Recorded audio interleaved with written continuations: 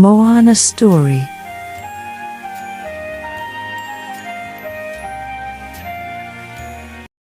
Once upon a time, a girl named Moana grew up on the island of Motunui. One day when she was very young, the ocean gave her a gift, a glowing green stone. Little Moana lost the stone, but her grandma Tala kept it safe for her as Moana grew. One day, the curse of Tefiti finally reached Motunui, poisoning the coconut trees and driving the fish away. Moana felt sure the answer to their problem was beyond the reef, but her father still wouldn't let anyone leave the safety of the bay. Then, Grandma Tala showed Moana the cave where her ancestors had put away their boats. Their people had been voyagers.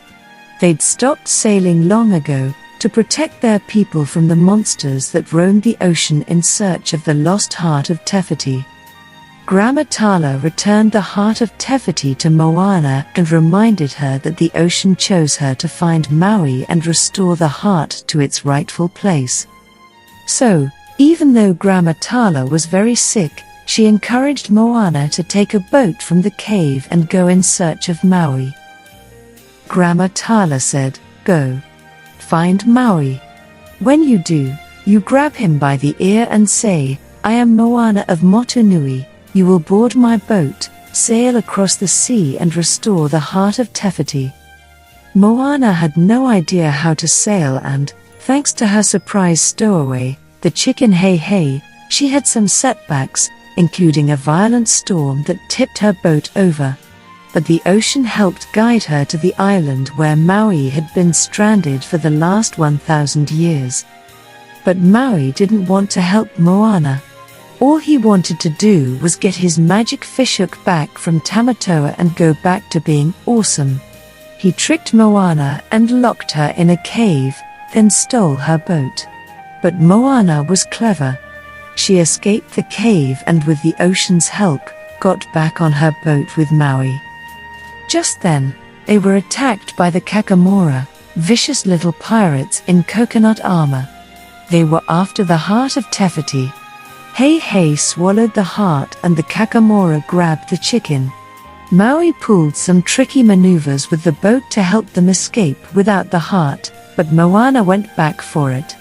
She batted the coconuts out of the way, grabbed the chicken, swung back onto her boat, then Maui sailed them to safety.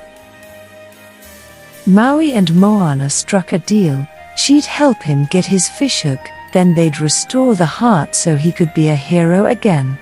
Tamatoa's lair was in Lalatai, the realm of monsters. Maui jumped down the tunnel, not expecting Moana to follow, but she did. They found Tamatoa, a giant crab covered in golden treasure, with Maui's fishhook on his back. Moana distracted the crab while Maui grabbed his hook. But after 1,000 years without it, he'd forgotten how to use it, and Tamatoa almost defeated him. But Moana thought quickly and created a diversion using a barnacle covered in bioluminescent algae to help them escape. Back up on land, Maui thanked Moana for her help, but he was sure they'd never be able to defeat Teka if he couldn't use his hook. Moana encouraged him to keep trying and eventually he got the hang of it again and was able to transform himself into anything he wanted. Along their journey to Tefiti, Maui showed Moana the ancient art of wayfinding. He taught her, it's knowing where you're going, by knowing where you've been. When they reached Tefiti, Teka emerged to block their path. Maui warned Moana to turn back, but Moana thought she could sail past the lava monster. But she wasn't fast enough.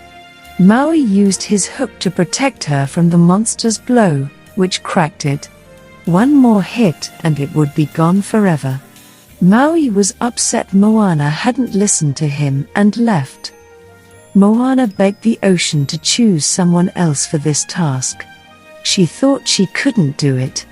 But then she was visited by the spirit of her grandma Tala, and Moana realized she had the courage to try again. She fixed up her boat and sailed back to Tefiti to face Teka by herself. Using the sailing tricks she'd learned from Maui, Moana was able to trick Teka and sail past the barrier islands. But a flying lava ball knocked her boat over. Just as Teka was about to smash Moana with a fiery fist, Maui flew in as a giant hawk and saved her. "Maui, you came back," Moana exclaimed. "But, your hook," she said uncertainly. Along their journey together, Moana had taught Maui that what makes him special isn't what he has, but rather what's in his heart. So Maui shrugged. "Hook or no hook, I'm still Maui. I got your back, chosen one. Go save the world." He told her to return the heart to the spiral. As Maui battled Teka to distract the monster from Moana, his hook shattered. Moana climbed the mountain, but once at the top, she found Tefiti was gone. But she noticed a spiral on the chest of Teka and realized Teka was Tefiti. Moana said to the ocean, "Let her come to me." The ocean parted to allow the fiery lava monster to cross the distance to Moana. Moana sang a song about all that she'd learned about herself since she set out on her journey and reminded Teka of who she really was. "This is not who you are. You know who you are. Who you truly are." Teka stopped fighting and allowed Moana to place the glowing green stone in the center of the spiral on her chest.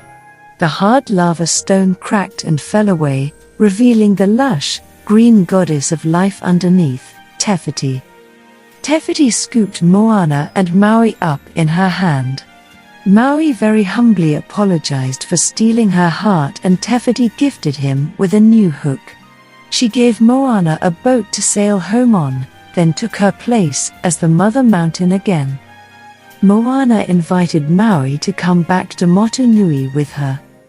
"My people are going to need a master wayfinder," she said. Maui smiled at her and said, "They already have one." He showed her the new tattoo that appeared on his chest, of Moana and her boat.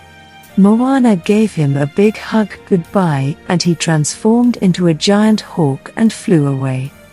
Moana sailed home to find her island bountiful again. The curse had been broken. Her parents were so happy to have her back again, and Moana taught her people all that she'd learned about wayfinding. They started voyaging across the sea again, to explore and find new islands.